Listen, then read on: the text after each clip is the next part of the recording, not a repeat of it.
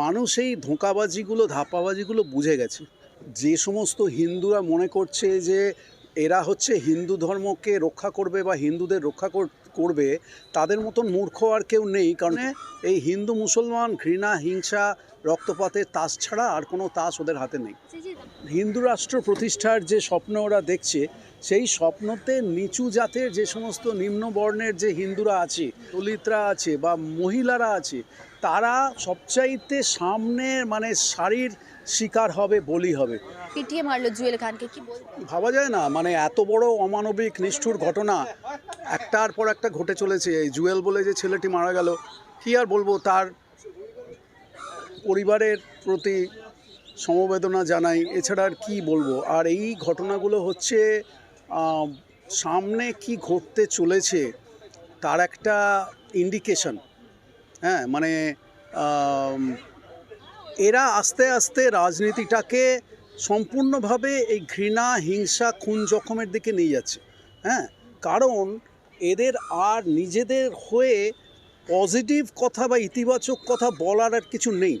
চাকরি বাকরি, শিক্ষা, স্বাস্থ্য, পরিবেশ, সমস্ত কিছুতে এরা সম্পূর্ণভাবে চরমভাবে ব্যর্থ। জিনিসপত্রের দাম অগ্নিমূল্য, ওষুধ মানুষ কিনতে পারছে না, এত ওষুধের দাম, জাল ওষুধে বাজার ছেয়ে গেছে, মানুষ নিঃশ্বাস নিতে পারছে না। দিল্লিতে তো সারা পৃথিবীর মধ্যে সবচাইতে বেশি পরিবেশ দূষণ। হ্যাঁ, আচ্ছা, গাছ কেটে ফেলছে, আদানির হাতে সমস্ত কিছু তুলে দিচ্ছে।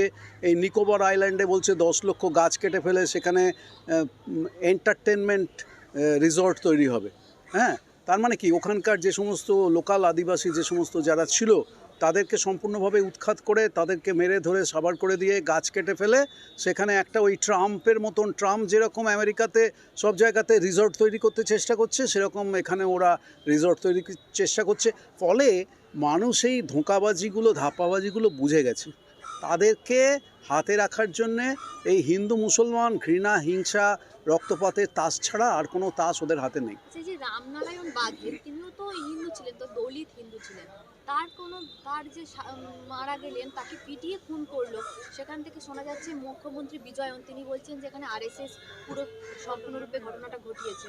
তাহলে সেক্ষেত্রে কেন চুপ সবাই বিজেপি? তিনিও তো হিন্দু ছিলেন। হ্যাঁ, না না, ওরা দেখো, যে সমস্ত হিন্দুরা মনে করছে যে এরা হচ্ছে হিন্দু ধর্মকে রক্ষা করবে বা হিন্দুদের রক্ষা করবে, তাদের মতন মূর্খ আর কেউ নেই। কারণ প্রথম কথা হচ্ছে এই যে অর্থনৈতিক যে ত্রাস, হ্যাঁ, সন্ত্রাস বলবো আমি, হ্যাঁ, যে অবস্থা এই দেশের এখন বিভিন্ন দিক থেকে, একটু আগে যেগুলো বললাম, তাতে তো হিন্দুদের ক্ষতি সবচাইতে বেশি হয়েছে। আজকে যদি ভারতে 80% হিন্দু থাকে, আর যদি 19% মুসলমান থাকে, আর বাকি যদি খ্রিস্টান, বৌদ্ধ ইত্যাদি থাকে, তাহলে 80% মানুষের ক্ষতি তো সবচাইতে বেশি হচ্ছে। চাকরি কারা পাচ্ছে না? ম্যাক্সিমাম হিন্দুরা চাকরি পাচ্ছে না। চিকিৎসা সংকটে সবচাইতে বেশি ক্ষতিগ্রস্ত কারা? মুসলমানরা কি চাকরি খেয়ে নিয়েছে? আজকে ভারতে মুসলমানরা তো চাকরি পাচ্ছেই না। মুসলমানদের অর্থনৈতিক অবস্থা তো চিরকালই সবচাইতে খারাপ ছিল, এখন আরও খারাপ। হ্যাঁ, ফলে এই যে জিনিসগুলো ওরা বলছে, এগুলো মানুষের মূল যে মানুষের রুটি রুজির যে জ্বলন্ত সমস্যা, সেগুলো থেকে মানুষের দৃষ্টি ঘুরিয়ে দেওয়ার জন্য তারা এই জিনিসগুলো বারবার করে নিয়ে আসার চেষ্টা করছে। আর হিন্দুদের মধ্যে ওরা ব্রাহ্মণ্যবাদের প্রতিনিধি, ওরা মনুবাদী ব্রাহ্মণ্যবাদের প্রতিনিধি। ওরা চেষ্টা করছে যাতে এই দলিতদেরকে কাজে লাগিয়ে ভোটে জেতা যায়, এবং তারপরে যখন ওরা হিন্দু রাষ্ট্র প্রতিষ্ঠার যে স্বপ্ন ওরা দেখছে, সেই স্বপ্নতে নিচু জাতের যে সমস্ত নিম্ন বর্ণের যে হিন্দুরা আছে বা মুসলমানরা আছে বা দলিতরা আছে বা মহিলারা আছে, তারা সবচাইতে সামনে মানে সারির শিকার হবে, বলি হবে। এতে কোনো হিন্দুর কোনো লাভ হবে না। কেবলমাত্র ওরা ব্রাহ্মণদের হাতে উগ্র দক্ষিণপন্থী, চরমপন্থী, যেরকম আমেরিকাতে আমি যেখানে থাকি সেখানে যেমন উগ্র দক্ষিণপন্থী খ্রিস্টান শ্বেতাঙ্গ আধিপত্যবাদীদের হাতে ক্ষমতা চলে গেছে ট্রাম্পের আমলে, সেরকম এই মোদির আমলে এদেশে হিন্দুদের হাতে ক্ষমতা যায়নি। একটা শ্রেণীর ব্রাহ্মণ্যবাদী উচ্চবর্ণের হিন্দুদের হাতে ক্ষমতা গেছে। এবং আপনি তো দীর্ঘদিন আরএসএস এর সাথে যুক্ত ছিলেন, তো এরা মানে মূলত চায়টা কি?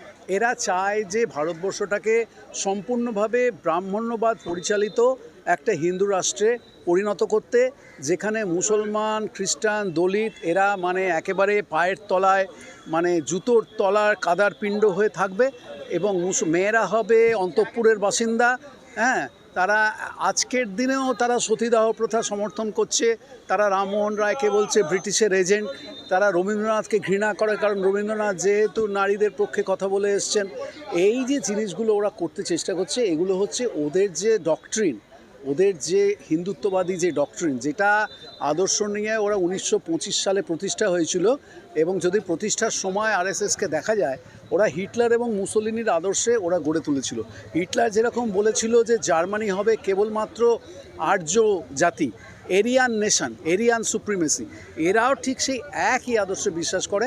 ওরা ব্রাহ্মণ্যবাদের আধিপত্যে ওরা বিশ্বাস করে, তাদের দ্বারা যেন হিন্দু ধর্ম এবং ভারতবর্ষ যেন পরিচালিত হয়, বাকিরা যেন তাদের কৃতদাসের মতো কাজ করে। সম্প্রতি আসামের 2 হিন্দু যুবককে জীবন্ত পুড়িয়ে মারা হয়েছে, সে নিয়েও এরা চুপ করে না না, আসামের যে মুখ্যমন্ত্রী, সে তো বিজেপিতে জয়েন করার আগে পর্যন্ত সে হাজার রকম দুর্নীতির দায়ে অভিযুক্ত ছিল।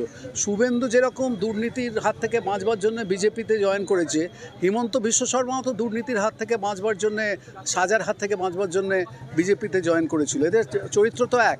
হিমন্ত বিশ্ব শর্মা আসামে হিন্দুদের ওপর যে অত্যাচার করেছে, তাদেরকে যে বিশাল সংখ্যক কয়েক লক্ষ হিন্দুকে ডিটেনশন ক্যাম্পে পাঠিয়েছে, তার তো কোনো তুলনা নেই।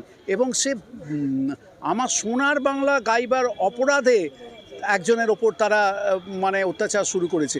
এই হচ্ছে এদের আসল চরিত্র। এরা চায় যে ওই একটা গুজরাটি মডেলের একটা উচ্চবর্ণের হিন্দুত্ববাদ যেন সারা ভারতবর্ষকে পরিচালনা করে, এবং আদানি আম্বানির হাতে যেন ভারতের যাতে অর্থনৈতিক ব্যবস্থাটা সম্পূর্ণ চলে যায়। তারা তো এবার বাংলা দখলের টার্গেট নিয়েছে, তারা তো বলছে বাংলায় 26 সরকার করবে। বাংলায় ওরা কোনোদিনও সফল হতে পারবে না। ওরা চাইছে যে দাঙ্গা লাগিয়ে, হ্যাঁ, বিভিন্ন জায়গায় হিন্দু, মুসলিম, খ্রিস্টান দাঙ্গা বাঁধিয়ে, মানুষ খুন করে, এসআইআর করে, ভোটার জালিয়াতি করে, ইভিএম ফ্রড করে ওরা চাইছে।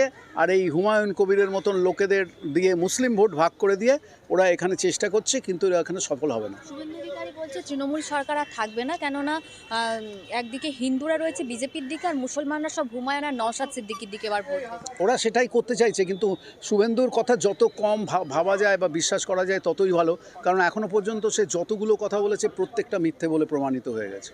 শুভেন্দু মিথ্যা কথা বলেছে একটার পর একটা।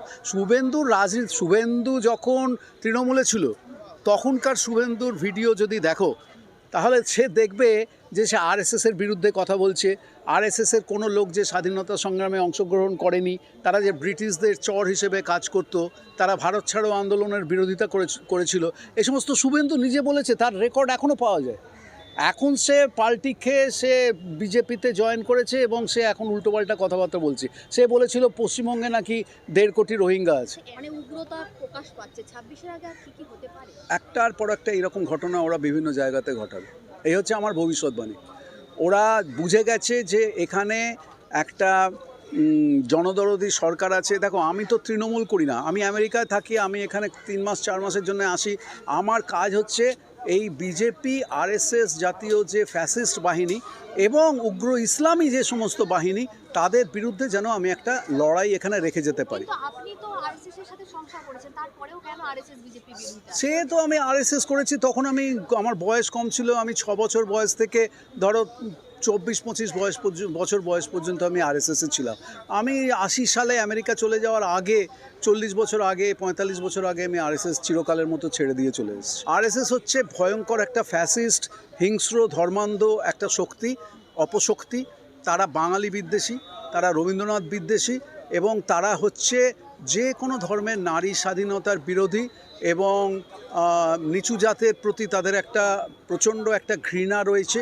এবং সবচাইতে আমার কাছে যেটা মনে হয়েছে যে আরএসএস হচ্ছে মুখে তারা চরিত্র গঠনের কথা বলে, কিন্তু তাদের মতো দুশ্চরিত্র লোকেদের নিয়ে গড়ে তোলা সংগঠন এই মুহূর্তে ভারতবর্ষে আর দুটো নেই। যখন একটা সময় ছিল, আমার বাবা সারা জীবন আরএসএসের সঙ্গে থেকেছেন, অটল বিহারী বাজপেয়ী আদবানির বন্ধু ছিলেন। সেই সময়কার আরএসএস আর যাই হোক, তারা সাম্প্রদায়িক ছিল, তারা উগ্রপন্থী ছিল, সবই ছিল, কিন্তু তাদের মধ্যে, লোকগুলোর মধ্যে একটা ব্যক্তিগত সততা ছিল। এখন আর সেই ব্যক্তিগত সততাও নেই। আচ্ছা, এই আরএসএস যেভাবে কাজ চালাচ্ছে, মানে ভারতবর্ষে কি সংখ্যালঘু হয়ে জন্মানোটাই অপরাধ? জমনা তারা তো সেটাই বলতে চায়। ইহুদিরা যেমন হিটলারের জমানাতে জার্মানিতে অত্যাচারিত হয়েছিল, তাদেরকে ধ্বংস করে দেওয়া হয়েছিল, এরা চায়, এবং ওরা বারবার এই কথা বলেছে, মানে এগুলো আমার কথা নয়, ওদের গোলওয়ালকার, ওদের সাভারকার বারবার করে বলেছে, লিখিতভাবে রেকর্ড আছে, যে ভারতবর্ষে হিন্দুরা যদি আজকে সেই রকম শক্তি অর্জন করতে কখনো পারে, তাহলে ভারতবর্ষে মুসলমানদের অবস্থা হবে জার্মানির ইহুদিদের মতো।